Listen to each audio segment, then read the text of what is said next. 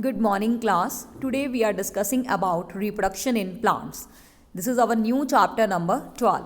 First of all, I am telling you about reproduction. What is reproduction? The process by which organisms produce their offsprings.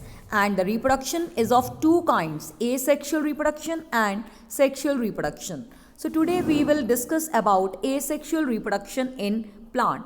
So what is asexual reproduction?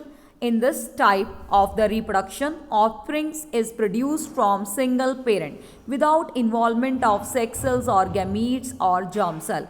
Or you can say that in this type of reproduction, a new organism is produced from a single parent. So now as you can see here, so now we will discuss the types of the asexual reproduction, or you can say the most common forms of asexual reproduction.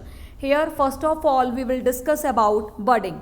So in budding, as you can see in this animation, that in certain multicellular animals like as coelentrates and tunicates, the body give out a small outgrowth called a bud. As you can see here in this animation, so you can see the bud location.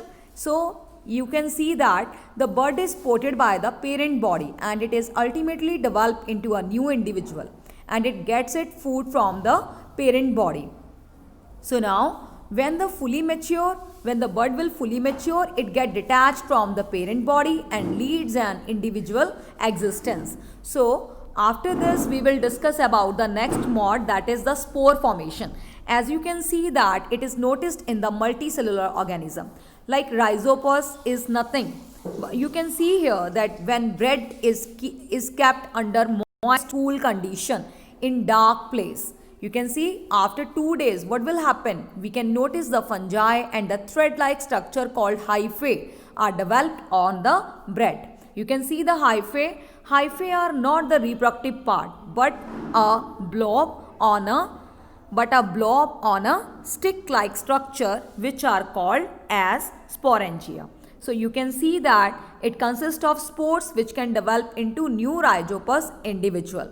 So now the spores are covered by a thick wall which protect them in unfavorable conditions until they came to moist condition. So now the third one is the fragmentation. So what is fragmentation? Fragmentation we can see in the Spirogyra. So Spirogyra is a algae, is a slimy green algae. Okay, you can see in the ponds. Okay, so Spirogyra is a multicellular organism in which both sexual and asexual reproduction takes place. So you can see here how the fragmentation, you can see in the Spirogyra that in asexual reproduction, on maturation, Spirogyra breaks down into small pieces. They are called as fragments and each fragments grow into new individual. So now after this, so this was regarding asexual reproduction. So we have studied about spore formation, budding and fragmentation. Thank you.